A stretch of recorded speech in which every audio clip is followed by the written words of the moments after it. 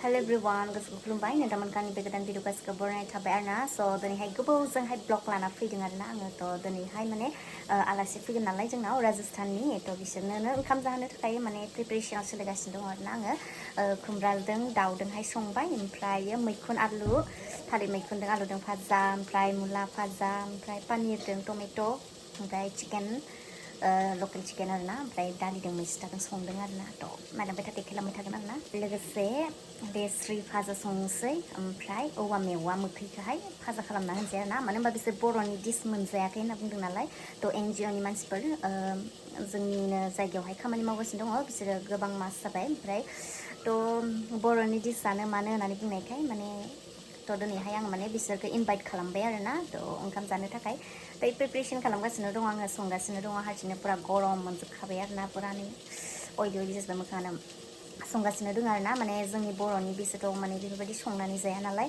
थ' जानो खुमब्राखौबो जानो होननानै बिनायखाय माने बयलारजोंहाय खुमब्राजोंहाय संदों आरोना ओमफ्राय पानिर लाना फैबाय ओमफ्राय लकेल चिकेनबो दङ मरसिंजोंहाय संदों आरोना लकेल चिकेनखौहाय थ' बिदिनो दायो मोनफा मोनफा संलागासिनो जोंनि बर'नि मानो होनबा बिसोर थालिर मैखुनबो मोनजाफेरा माने जोंनि बर'निखौ बिसोर जाखाया मोनजाफेरखायाखै बेखायनो आङो माने नोंसोरखौ बर'नि डिस जानो थाखाय आं इनभाइट खालामगोन होननानै बुंनानैहाय थ' दिनैहाय इनभाइट खालामदों आरोना ओमफ्राय बर'नि फुरा संजोबखादों आरोना थ' बिथांमोना जाहोगोन आरो दायो देखायगोन आं नोंथांमोना आलासिफोरखौबो आरोना थ' नायलांबाय था नोंथांमोना आंजों लोगोसे नैबे लकेल चिकेन ओमफ्राय मरसिंजों भाजा संबाय आरोना आङो ओमफ्राय थिं दालि ओमफ्राय मैस्था एसे होबाय आरोना थ' जाफेरा नालाय बिसोरो मैस्थाखौबो ओमफ्राय आङो मैस्थाजों दालिजोंहाय संबाय ओमफ्राय बियो लकेल ओरैबायदि गोथाव जाखादोंमोन आरोना ओमफ्राय थिंहाय मुला बिलाइ भाजा संबाय आरोना आङो ओमफ्राय आरो बिथिंहाय थालिर मैखुनजों ओमफ्राय आलु बेफोरखौ संगासिनो दं आरोना ओमफ्राय बिथिं अनला हारिबो आङो संगोन सानदोंमोन खिन्थु माने जोंहा माने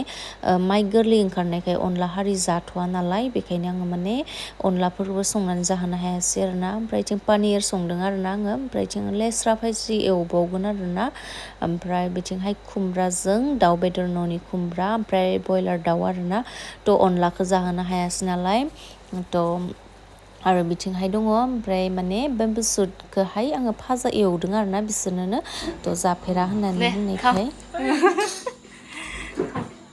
राकेश पीछे आपका यूट्यूब चैनल भी है ना? हाँ यूट्यूब चैनल है हाँ अरे वाह, तो आज हम आपके गेस्ट हैं। हाँ आज का गेस्ट मैंने भी ब्लॉग बनाया है, मैं आपको दिखाऊंगा।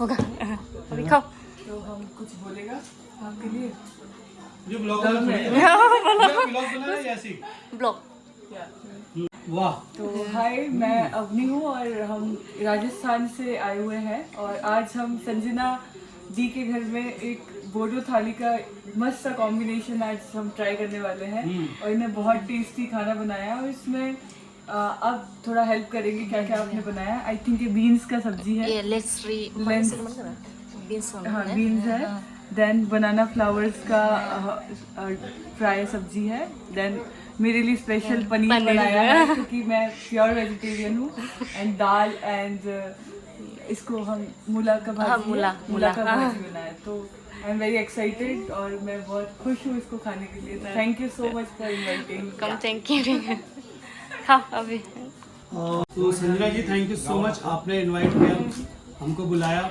और ये इतना सारा बहुत टेस्टी, मुझे बहुत दिखने में तो बहुत सुंदर लग रहा है और मुझे पक्का पता है खाने में भी बहुत टेस्टी होगा। इतना अच्छा टेस्टी खाना आपने बनाया है और ये वाला जो सब्जी है तो मैं पहली बार खाऊंगा, फर्स्ट टाइम, मैंने अभी तक नहीं खाया।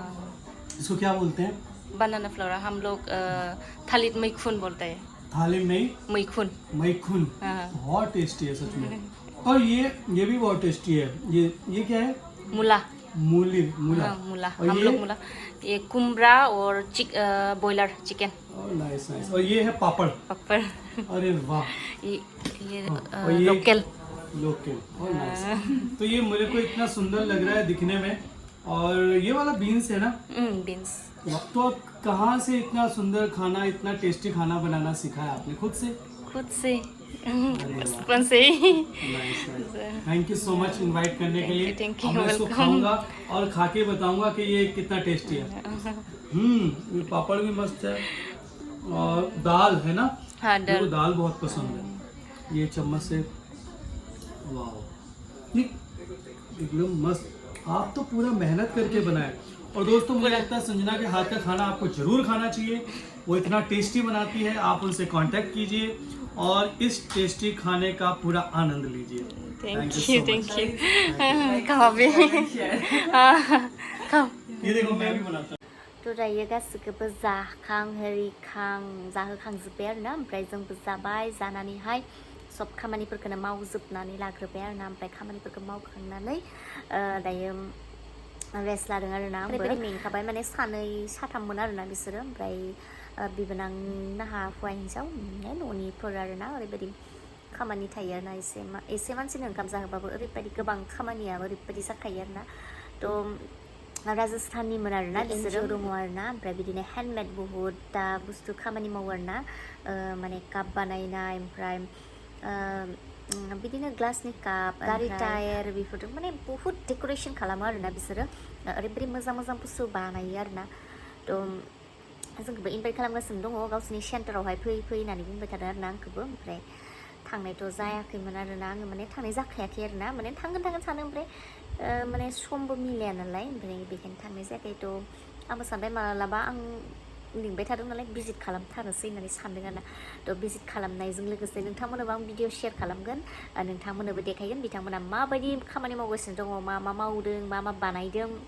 थ' आङो नोंथांमोननोबो शेयार खालामगोन, देखायगोन आरोना, आंबो नायनो थाखाय थांगोन आरोना। थ' बिथांमोनाबो आंखौ लिंबाय थादों नालाय, ओमफ्राय बिदिनो जोंनाव फैबाय थानाय जायो, रायज्लायनाय जायो।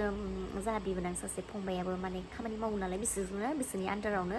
थ' थांसै आरोना मालाबा नायनो, नोंथांमोननोबो आं शेयार खालामगोन बिथांमोना माबायदि खामानि मावो, ओरैबायदि मोजां मोजां बानायो आरोना, काप आरिबो बानायो, जोंहाबो दङ, मालाबा शेयार खालामगोन आरोना आं नोंथांमोननो कापफोरखौबो। बिथांमोना राजस्थाननि आरोना, थ' बर' डिस जानो, ओंखाम जानो होननानै बुंनायखायहाय आङो मा सानबाय, मानो होनबा बिसोरो जोंनि बायदिथ' संनानै जानो रोंखाया, बेखायनो सानबायखि आंबो लेंहरनानै जाहोनोसै होननानै आरोना। थ' बेखायनो बिथांमोनखौ इनभाइट खालामबाय। ओरैबायदि गोजोनदों आरोना बिसोरो बेफोरबायदि माने ओंख्रिफोर मोनजानानै बर'नि, बिसोरखौ माने रावबो बेफोरबायदि इनभाइट खालामनानैहाय बेफोरबायदि माने आइटेम जाहोआखै होननानै बेफोरबायदि शेयार खालामनानै बुहुत गोजोननाय मोनदों आरोना आंबो बिथांमोनखौ जाहोनो मोननानै आरोना। थ' बिदिब्ला दिनैनि भिडिअ बिसिनिसैमोन आरोना, नोंथांमोना आङो शेयार खालामबाय। थ' बाय बाय, थेंक इउ आरोना जायफोरानि भिडिअखौ जोबजासिम नायबाय, नोंथांमोननिसिम आंनि गोसो गोरबोनिफ्राय थेंक इउ।